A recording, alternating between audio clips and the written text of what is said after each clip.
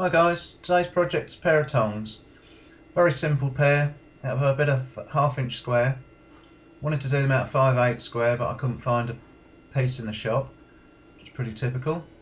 So I thought we'll do them out of 1/2 inch. It'll make it easier for me and quicker.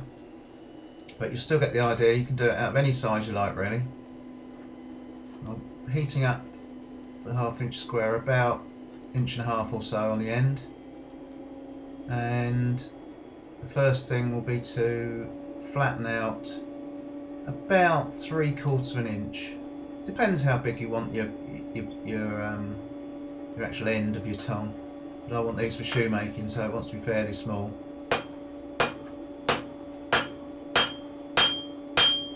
And what you do with these, you always turn it to the left or to the right, but it always goes 90 degrees one way and the same way again. So I've gone 90 degrees one way. That's what you end up with in your first heat. Doesn't look much, but it'll soon come.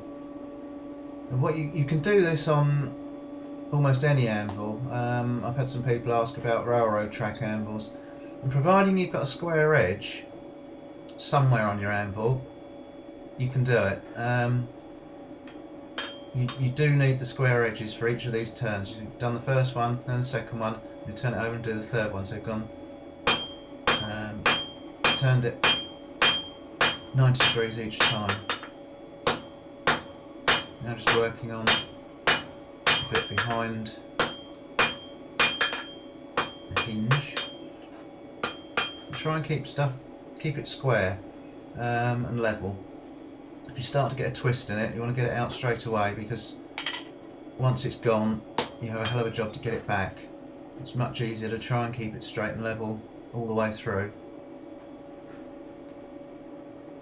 I'm just working on what will turn into the rein, or where the rein will be attached. Trying to thin it down to about 10mm square. You don't have to go far back, but just enough so you can work it. Level everything up again, keep it squared. Now straighten up the blade.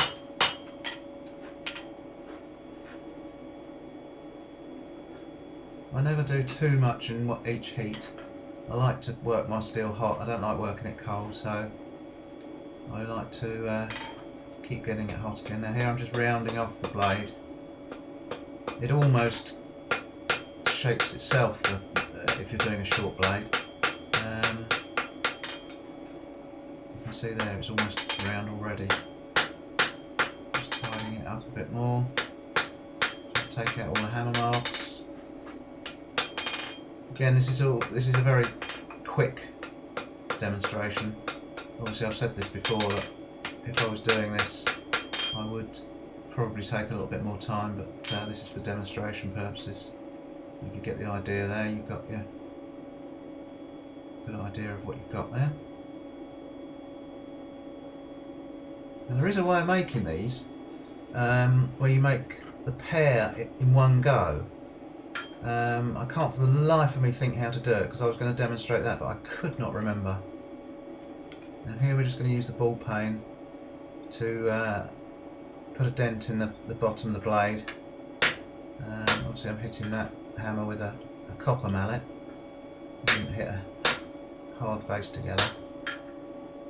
Level it up. And I don't know why, but putting that in there, it gives it more grip.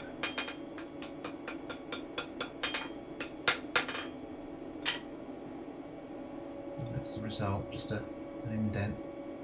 I'll do the same on the other one. As I was saying, I wanted to demonstrate this making the pair together, but I couldn't remember, so if anyone knows, if they can post a link up. Alright, now cut that off. Now we're going to put it back in the fire and draw out the rein, or where the rein's going to go. Obviously you can make these out of one piece and draw the whole thing down, but that just takes time. And if you haven't got a power hammer, it's an awful lot of hard work. Much easier just to make the top, the front end, and then weld a rein on. Yeah, as I say, so making a pair, you've got to make two, and however much you use the same measurements and all the rest of it, you always end up making one slightly bigger, slightly smaller, slightly rounder, slightly fatter than the other. But with this other method where you make the two of the pair, and then you just cut it in half, they're joined at the blade, and because you've done it all in one go, they are much more of a pair. But I just couldn't remember how to do it. Anyway, this is a fairly easy way. I haven't made tongs for so many years. These days they're so cheap and available. I've even found them at car boot sales and then just modified them to what I want. But if you don't have the facilities to buy them, or you don't have time or whatever, or you've got the time more like and you can make them yourself, then this is the way to do it. Or this is a way to do it. Right, we'll just set that down. What we're going to do is do the same on that bit of 10mm round, just a scarf. And the purist would probably fire weld these together, but I can't see the point. If you're at college and you're learning and all the rest of it, then fine. But when I've got a perfectly good arc welder or MIG welder around the corner, I can't see the point. So I'm just going to scarf them up. That way you do get a much better weld rather than just butting them. A butt weld would probably work on tongs this small, because they're quite lightweight, only for shoeing or shoemaking. But I like a weld like this with a decent scarf on it. And that's how they're going to go. I'm going to weld them up.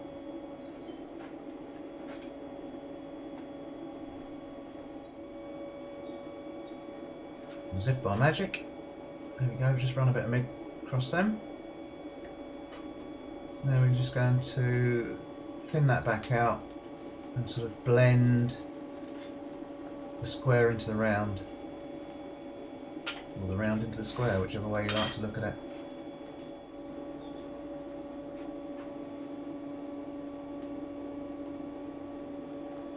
Get nice, good heat.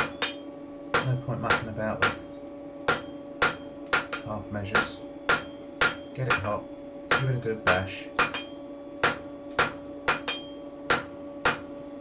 As I said before, I don't like working cold steel.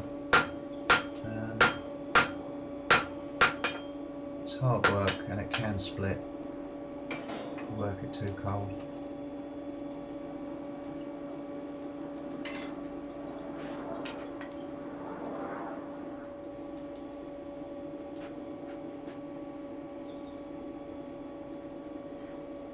Again, you can see I've almost got that to a welding heat. I didn't do that on purpose, that was a little bit too hot. So now I'm being a bit more cautious with my hammer blows. It doesn't actually need an awful lot more now. You see there, I'm just taking the edges off the square. It just gives it a nice little finish. If you just take the very edge off.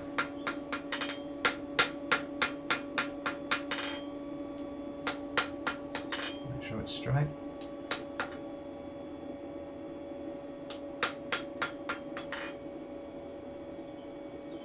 That's it.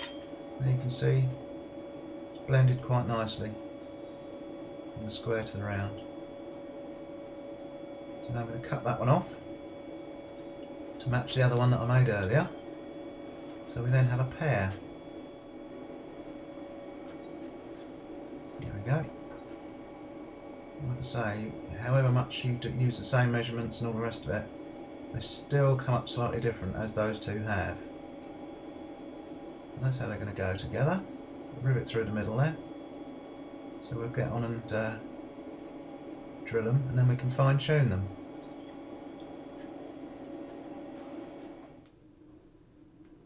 Oh yeah, before I do the drilling, need a bit of filing in the edges to get them to fit together properly. Just here, there's a bit of a step. You always get it. You can very difficult to avoid it just by hammering. And if you've got a really sharp edge on your anvil, you can tickle it about and get rid of it. But it's easier just to stick it in and file it. You see, they don't quite come down together, and we'll just run a file across them, and that will take it off. So we've got it in a vise, and we're just going to run across that edge. Doesn't take much, it's literally just a bit of feathering off. Allows the two blades to fit nicely together. We turn it through 90 degrees again. And here we're actually coming again about 45 degrees into the blade slightly of the tong. And that will enable the two lots to sit together. This camera won't really focus, but you might get the idea. You just see it there. Do the same with the other one.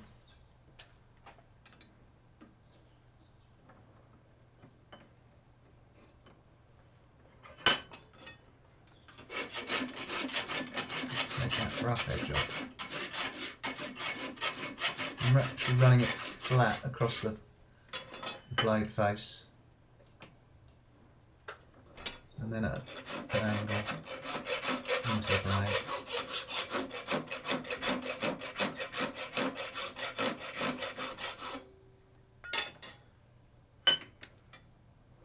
Just about see it there. Let's focus this up a bit, and you can see how much neater they fit together just from taking that edge off.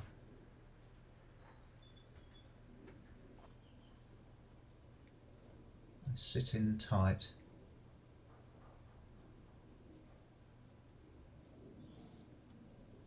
So now we will go and rivet them up.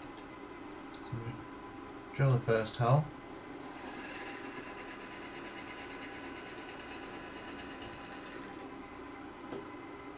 And use the first hole as a guide to spot the second hole. So I'm just going to try and clamp them up where I want them. Get the clamps to work properly.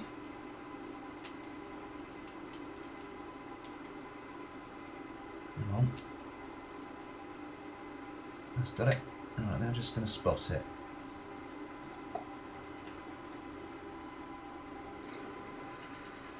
So that's all it takes, just to mark it.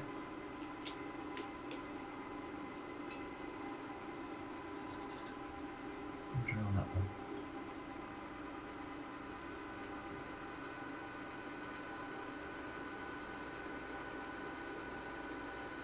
I'm using a 1/4 inch drill here, so I've got some quarter rivets. If you haven't got rivets, you can always use just a bit of quarter rod and leave them about 1/8 of an inch sticking out either side and rivet both heads over, or both ends over. Or you can even get away with a nut and bolt at a push. Obviously if you're using bigger steel you want bigger rivets. But that one, just a nice little quarter rivet, which we're going to pin the end over. I'm not going to bother with a snap head, just straight on the anvil. Rivet the end over. Not too hard, because you will seize the tongs up. They're still a bit tight there, but work them a little bit, they'll ease up. Now they've actually come out quite nice, just from scratch, but what I'm going to do is actually tickle them up to get them to fit what I want them to fit. And I want them to fit this particular shoe size of steel, which they don't quite at the moment. So what I'm going to do is stick them in the forge, heat them up, and then gently hammer them to fit that particular shoe. Obviously you do this with every tong, whatever you make it for. If you buy them, a lot of them come standard, and you just heat them up and shape them to what you want them to fit. So that's what I'm going to do next. It won't take a lot, because as I say, they came up quite nice from the word go, which doesn't always happen. There we go, get decent heat on them, put your shoe in or whatever, and then I'm just, because they're quite close to what I want, I'm just going to gently tap them so that they're sitting tight against the steel without any gaps. Means that they will, ouch, that was hot, means that they will hold well. And if they're a bit tight, which does happen, just plunge them into water and work them backwards and forwards, open and close, and that will ease them up. And if that doesn't ease them up, you can just put the rivet head over a nut or something on the anvil and just give it a tap, and that will loosen it up. And there you go. Out, that shoe was hot again. And there you go. Very simple, basic pair of tongs. The sky's the limit. Once you know the basic principles of turning 90 degrees each way, you can make whatever you like. Different shapes, sizes. Bob's your uncle. Hope you enjoyed it.